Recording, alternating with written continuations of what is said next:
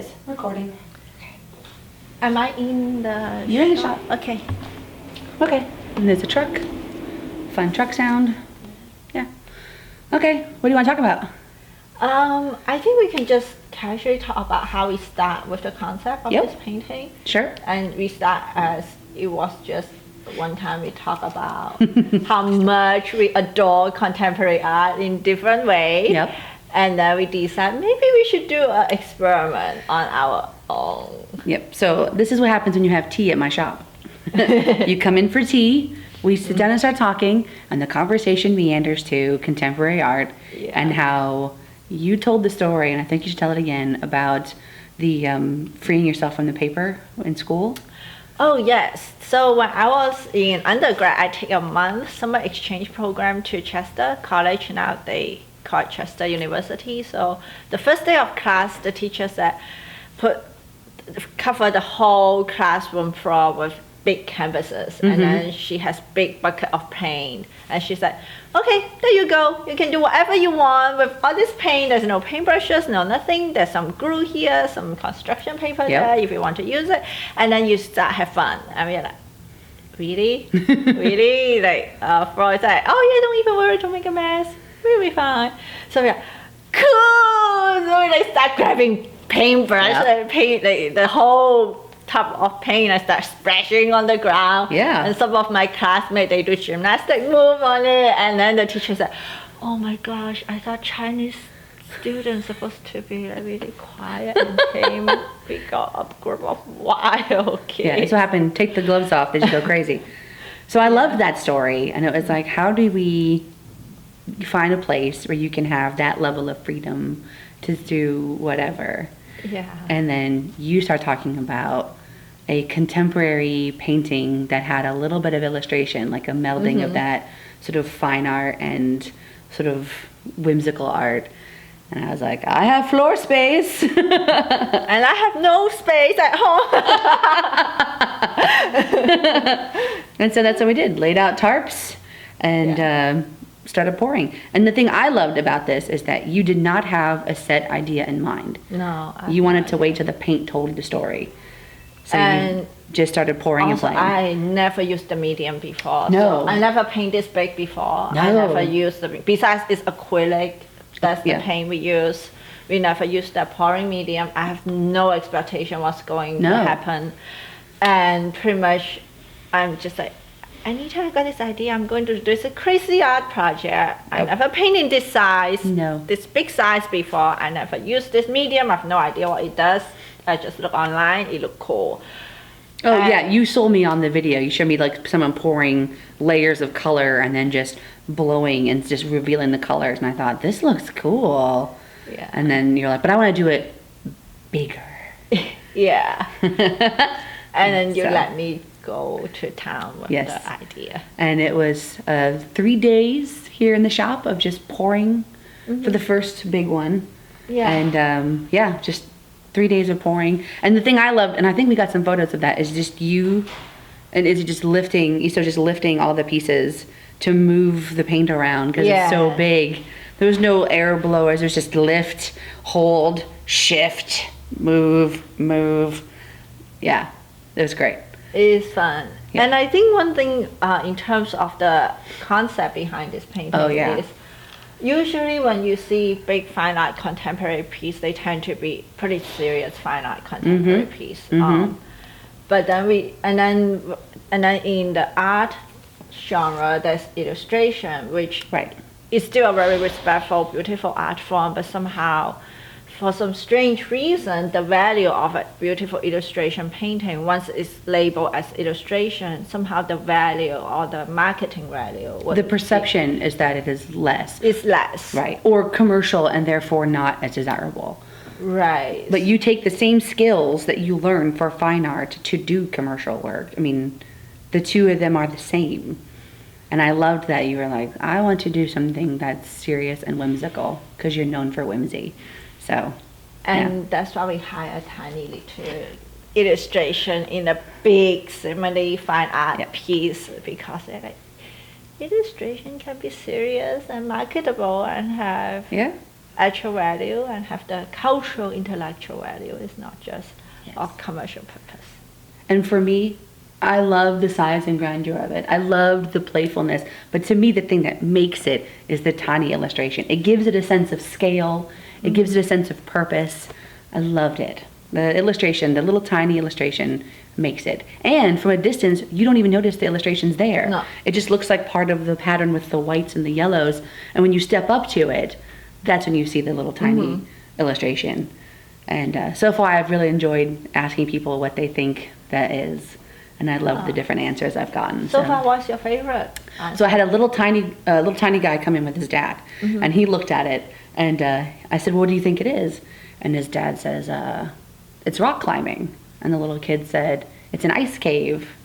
And I thought that was great. Just the difference between the two of them. Yeah. Yeah. Very And then cute. I had a little girl and her mother. And her mother thought it was like watching waves crash. Oh. She thought it was wave crashing. That's cool. Yeah, I thought that was great. Yeah. And I could see it too. So Yeah. I like that. It's very fun. Oh, that's the cool thing with abstract piece is everybody interpret it in their own way. Yes. And that's also why we keep the illustration small and keep it have just a little character looking at something. So I want to keep the character neutral so you save room for people to see what they see Exactly. through their own experience and their Yeah. own story.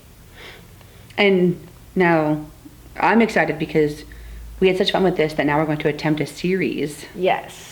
And I'm very excited about that series. Yes, and it started out as an experiment. We Yep. have no idea where this is going, and we just think it will be just fun. If it's fail, who cares? But now we actually really enjoy it. For me as an artist, I discover it's like one of those another broke the pencil moment. It's like it broke my thought process. I feel very liberated. It's like I can just let go and let the painting to reveal itself. I feel like how Michelangelo. I was just going to say that. Look, Yeah, Michelangelo yeah, said that he was already revealing that was in the stone. He's just chipping away to reveal what's already there. I was just going to say that. Yeah, so, and for me, it was exciting just watching you get excited about it. Like, I don't know what's going to happen. And then we just started watching you pour and move stuff and then get really excited about it. And then when you lifted the pieces and shifted where they were and then got even more excited. So I can't wait to do this next series because I think it's just going to be a lot of fun. Yeah, and it'll be fun. And then you get a lot of people come to the shop excited. It's like, oh, there's something new way of doing art. I've got the response online has been really great. People have been writing to me about it and posting about it and coming in and saying, I saw these pictures you guys posted, so it looks better in person. So yeah, so that's fun. Yeah. Yeah, and we should thank our assistant. You got to get in here. Come on. Yeah. Yeah, take the long way around. Okay. Say hi. Hi.